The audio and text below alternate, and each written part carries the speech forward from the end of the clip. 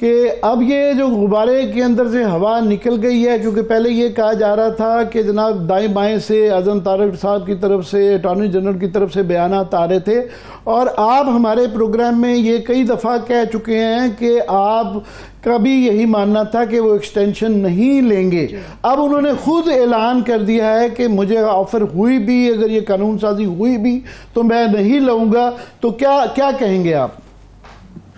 Sir, इसमें दो बातें हैं जी। पहली बात तो ये है कि अगर extension specific to the chief justice office होगी, वो तो उन्होंने खुद कह दिया कि नहीं लेंगे, और आज तो उन्होंने ये भी क्लियर कर दिया है कि अगर तमाम जजेस को 3 साल एक्सटेंशन दी जाए तो मैं नहीं लूंगा। लेकिन सवाल ये है कि अगर ऐसा कानून आता है और वो फॉर सम रीजन पास हो जाता है और आईनी तरमीम पास हो जाती है, तो चीफ जस्टिस साहब किस इख्तियार से उसको डिनाई करेंगे? ये तो बड़ा पोलाइटली उन्होंने कह दिया कि जनाब मैं नहीं लूंगा, लेकिन ये उनका इख्तियार नहीं है कि वो कहें कि अब लेट से कल हो जाती है आईनी तरमीम या हफ्ते बाद हो जाती है, तो हाउ कैन ही सिंपली से कि जी मैं अब 3 साल की नहीं लेता, मैं एक अपने लिए एक्सेप्शन क्रिएट करूंगा। तो मैं समझता हूँ कि ये बात जो है ये इनहेरेंटली शायद उस तरह पॉसिबल भी नहीं है, अनलेस कि वो डिसाइड करें कि अपनी डेट पर आके वो रेजिग्नेशन टेंडर करें अगर आईनी तरमीम हो जाती है। तो इस बात को तो मैं समझता हूँ कि शायद लीगली सस्टेनेबल ना हो। दूसरी, जहां तक चीफ जस्टिस स्पेसिफिक एक्सटेंशन की बात है, वो मैंने आपके बिल्कुल प्रोग्राम में भी की, वैसे भी की, and I expected from somebody like him कि वो इस चीज को एक्सेप्ट नहीं करेंगे, क्योंकि ये शायद आईनी तरमीम तो हो जाए, लेकिन वो आईनी तरमीम की क्रेडिबिलिटी क्या होगी? उस आईनी तरमीम के अंदर बहुत सारे ऐसे मेंबरान शामिल होंगे जिनके बारे में अभी तफसीली फैसला शायद कुछ दिनों में आ जाएगा, और जो आज नंबर पूरे करते फिर रहे हैं, जो ये कह रहे हैं कि जी हमारे नंबर्स पूरे हैं, उनका शायद उनको काफी परेशानी का सामना होगा, जबकि तफसीली फैसले के अंदर इस किस्म की कोई फर्स्ट कैन एक्सप्लेनेशन आ जाती है। ये कहा जाता है कि जी 39 पे ये था और 41 का स्टेटस ये है, तो सिचुएशन चेंज हो सकती है। तो मैं ये समझता हूँ कि आईनी तरमीम भी शायद पॉसिबल नहीं है और ये चीज भी पॉसिबल नहीं है, और इस चीज को रियलाइज करते हुए चीफ जस्टिस साहब ने भी अच्छी बात की कि मैं इस चीज को एक्सेप्ट नहीं करूंगा। लेकिन इस चीज के ऊपर बात होना, इस चीज के ऊपर एक नैरेटिव बनना, इस चीज पर इतनी देर बातचीत होते रहना, इस चीज को भी उनको प्रॉपर्ली डिस्पेल करना चाहिए था। साथ साथ आपने चूंकि अदालती साल की बात की और उन्होंने आज बड़ी तफसील से बात की, आज जिस लाइव प्रोसीडिंग्स को इस्तेमाल करके उन्होंने इस चीज का एक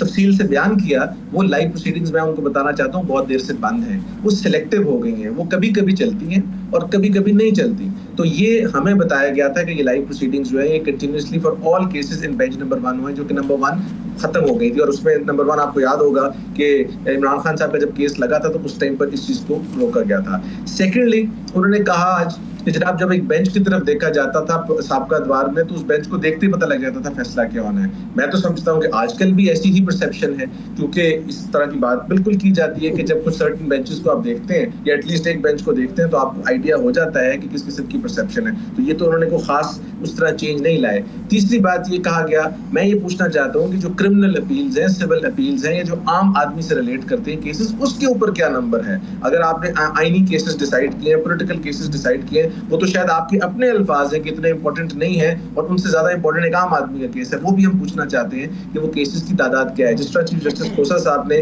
उस तादाद को 0 किया था एक्सेप्ट 1 रजिस्ट्री, तो क्या ये तादाद आपने भी 0 की है या नहीं की? मैं समझता हूँ ये वो इंपॉर्टेंट बातें थी जिनके ऊपर बात करनी चाहिए थी, और एज चीफ जस्टिस कुछ बातें ऐसी थी जिसके ऊपर हिट कर रहे थे, नजर आ रहा था कि वो जजेस किसी को टॉन्ट कर रहे हैं या किसी जज के बारे में बात कर रहे हैं, वो भी मेरे नजदीक मुनासिब नहीं थी। मैं पर्सनली समझता हूँ कि इस 1 साल के जुडिशियल ईयर में अगर मैं इस जुडिशियल ईयर को किसी एक फैसले से देखना चाहूंगा, किसी प्रिज्म से, तो वो बल्ले वाला निशान का फैसला है। उस फैसले को हम कहाँ ले जाएंगे? उस फैसले को आज की डेट तक जिस बेंच ने दिया वो आज तक ये कह रहा है कि हमने ये नहीं कहा, लेकिन जिसके लिए कहा उसको वो फैसला बड़ा सही समझ आया इलेक्शन कमीशन, और वो आज की डेट तक वल्ला जो है ना वो देने से कासिर है। सो ये इस किस्म के फैसले and several other decisions that I don't want to even discuss and comment upon, but ये मेरा राइट है to make a fair comment, वो डिसीजंस इनको इनके साथ इनकी लेगेसी में जाएंगे जिनके बड़े फार रीचिंग कॉन्सिक्वेंसेज होंगे पाकिस्तान की पॉलिटिकल और कॉन्स्टिट्यूशनल हिस्ट्री में। सो उन फैसलों के ऊपर मैं समझता हूँ कि उनको बिल्कुल उसका जिक्र करना चाहिए था। बाकी तो कोई कॉमन जो सिविल क्रिमिनल अपील्स, उसमें तो फैसला ही कोई नहीं हुआ। साकिब साहब हो सकता है मुझे बेहतर इस पे करेक्ट कर सकते हैं, बट मेरी जो स्टैटिस्टिक्स मैंने देखा सुप्रीम कोर्ट को, मुझे तो कोई ऐसी चीज नजर नहीं आई। बिल्कुल जी, हमारा जो I think Rawalpindi bar federation case है उसमें बड़ा क्लियर है कि अव्वल तो आईनी तरमीम स्ट्राइक डाउन नहीं की जा सकती, लेकिन अगर आईनी तरमीम को चैलेंज किया जाता है और वो फंडामेंटल सेलिएंट फीचर्स के खिलाफ है तो बिल्कुल वो स्ट्राइक डाउन भी हो सकती है। अब यहाँ पर जो आमिर साहब बहुत इंपॉर्टेंट इशू देखने वाला है वो ये है कि जिन 41 लोगों को ये बड़ा कन्वीनियंटली आजाद डिक्लेयर कर रहे हैं ना जी, उन 41 लोगों के बारे में भी शॉर्ट ऑर्डर सिर्फ इतना है कि उन्होंने एक जगह एफिडेविट जमा करवाया, लेकिन अब उनको ये इख्तियार दिया जाए कि वो दोबारा एफिडेविट जमा करवाएं, उनको आजाद तस्वुर किया जाए। उस आजाद तस्वुर करने का मतलब ये नहीं है कि वो आजाद कैंडिडेट्स हैं, आप उनको जहां मर्जी ले जाएं। टिल दैट डेट की कोई पॉलिटिकल पार्टी नहीं ज्वाइन कर लेते, या तो आप उसको कोई और पॉलिटिकल पार्टी ज्वाइन करवाएं और फिर ये काम करवाएं, लेकिन आजाद रख के उनसे अगर आप वोट लेंगे तो ये 101% सब्जेक्ट ऑफ चैलेंज बनेगा, नंबर 1। नंबर 2, जब तफसीली फैसला आएगा मैं एक्सपेक्ट कर रहा हूं कि इस पॉइंट को थोड़ा सा क्लैरिफाई किया जाएगा, क्योंकि अगर आपने 39 को ये डिक्लेयर किया कि वो पाकिस्तान तरीके इंसाफ से थे on the basis of affidavit तो उनके भी किसी हद तक कमजोर थे कि पता नहीं लग रहा था कहाँ है, तो इनके एफिडेविट और उनके एफिडेविट्स में आप डिस्टिंक्शन कैसे क्रिएट करेंगे, उस डिस्टिंक्शन को एक्सप्लेन किया जाएगा। और वो मुझे जो मेरी समझ में आती है कि वो यही होगी कि इनका फैसला या तो तरीके इंसाफ का होगा या अनलेस की पॉलिटिकल पार्टी कोई ज्वाइन कर ले, तो उससे पहले आईनी तरमीम जो मुश्किल है। तीसरी बात, जो हमारे डिफेंस मिनिस्टर साहब बार बार बात कह रहे हैं कि जी हमारे पास नंबर्स पूरे हैं, ये वैसे ही बड़ी अनकॉन्स्टिट्यूशनल स्टेटमेंट है। अगर आज मैं कहूं जी कि मेरे पास नंबर पूरे हैं और मेरी पार्लियामेंट में टोटल सीटें हो लेट से 90, तो इसका मतलब ये है कि मैं 63A की कहीं ना कहीं वायलेशन करूंगा, और अगर मैं उस वायलेशन को अनाउंस कर रहा हूं तो इससे ज्यादा अनकॉन्स्टिट्यूशनल चीज क्या हो सकती है। इसकी mayor announcement itself for me is very unconstitutional. So इसके बारे में भी उनको बड़ी एहतियात करनी चाहिए। बाकी आपने जिस तरह बात की कि इन सारी चीजों को मिला के भी अगर नंबर पूरा करना है तो आपको लोग चाहिए, तो लोग आप कैसे लाएंगे।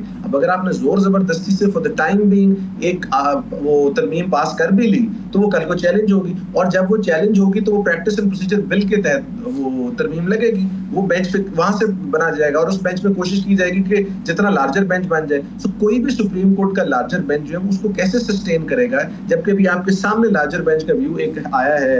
इन दिस मखसूस नशिस्तों वाला जो केस है स्पेशल सीट्स वाला। तो इस तरह का व्यू उस टाइम पर आ जाएगा जब आप पार्लियामेंट्री सोवरेनिटी को और कॉन्स्टिट्यूशनल सुप्रीमेसी को चैलेंज करेंगे। तो ये बड़ा डिफिकल्ट टास्क है। मेरा ख्याल है गवर्नमेंट को ये काम नहीं करना चाहिए, बिकॉज अगर ये किया तो कोई क्रेडेंस नहीं रहेगी, जो एक झूठी सच्ची क्रेडेंस बनी हुई है वो भी उनसे ले ली जाएगी, और जो काम करना है बस ये छोटी मोटी लेजिस्लेशंस करके करते रहे, उसके साथ भी तो वो सब कुछ कर ही जा रहे हैं। तो वो बेहतर है बजाय इसके कि आइन का भी बिल्कुल तमस्कुर उड़ाया जाए, वो काम उनको नहीं करना चाहिए। दिस इज माय एडवाइस और फ्री मुफ्त मशवरा है मेरा जी। जब भी कोई आउटगोइंग ऑफिसर जी आ रही है ऑफिस से जा रहा होता है, आउटगोइंग ऑफिसर, उसका काम ये होता है कि वो जाते जाते इस तरह की अपॉइंटमेंट्स नहीं करता। इसका बड़ा क्लियर मकसद नजर ये आ रहा है कि तादाद बढ़ाकर जो एग्जिस्टिंग चीफ जस्टिस है उनसे इन वैकेंसीज को फिल अप कर लिया जाए, ताकि सुप्रीम कोर्ट के अंदर वो जा तो जरूर रहे लेकिन एक स्ट्रेंथ दे जाए। और उससे ये भी तासुर आता है कि हुकूमत जो है उनको कोई मतलब खुदा ना खास्ता फेवरेबल जजेस मिल जाएंगे या चीफ जस्टिस साहब की अपनी पसंद की तैनाती होगी। तो एक तो आउटगोइंग चीफ जस्टिस को इस चीज से बिल्कुल इज्तनाब करना चाहिए। It is the prerogative of the next chief justice, number 1।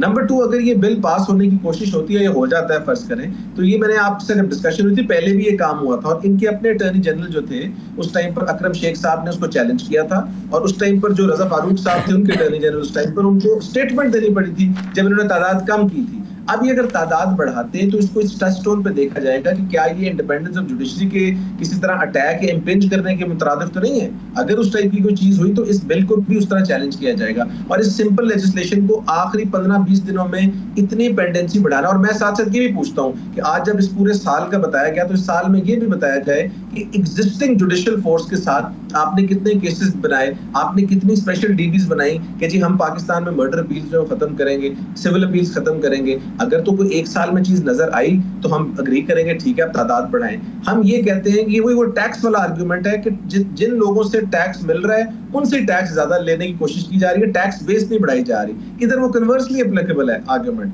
कि भाई अगर आपके पास एक जजेस मौजूद हैं जिनकी बड़ी हेफ्टी पे पैकेजेस हैं, उनका एक स्टेट के ऊपर बड़ा बर्डन है, आप मजीद नंबर बढ़ा के और पेंडेंसी के गाप में ये बात कर रहे हैं, मैं समझता हूँ ये मुनासिब बात नहीं है। नो डाउट पार्लियामेंट लेजिस्लेट कर सकती है, but any legislation which has a view of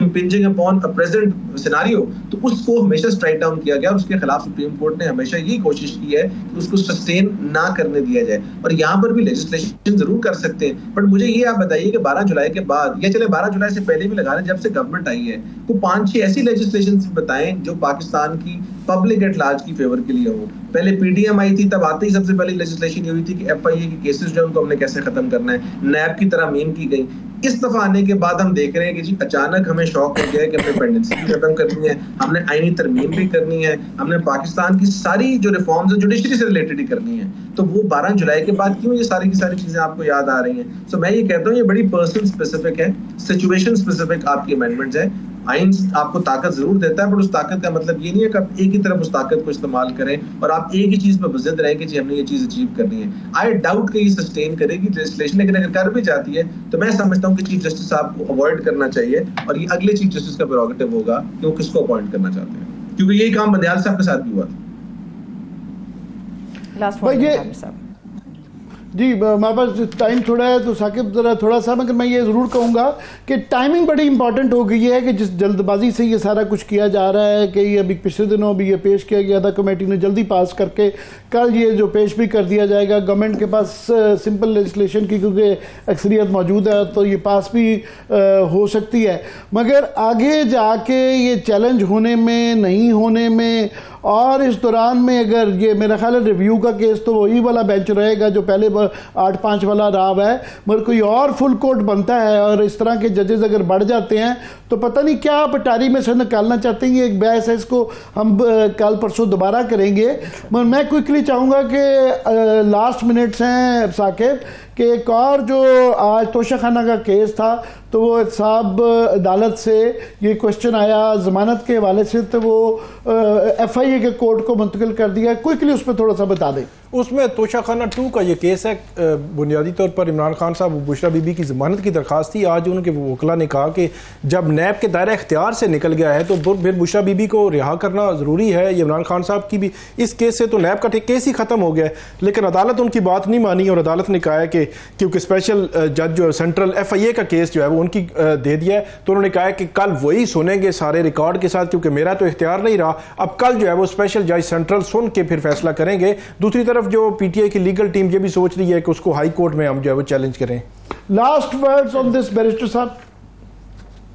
sir बिल्कुल, ये तो बड़ा क्लियरली है कि जब आप उसके परव्यू से बाहर निकल गए तो ये नैब की जब परव्यू से ही बाहर निकल गए तो नैब के जज के पास ये इख्तियार कैसे रहता है कि उसको एक और कोर्ट में ट्रांसफर कर दें। यानी कल को वो कह देंगे कि सिविल कोर्ट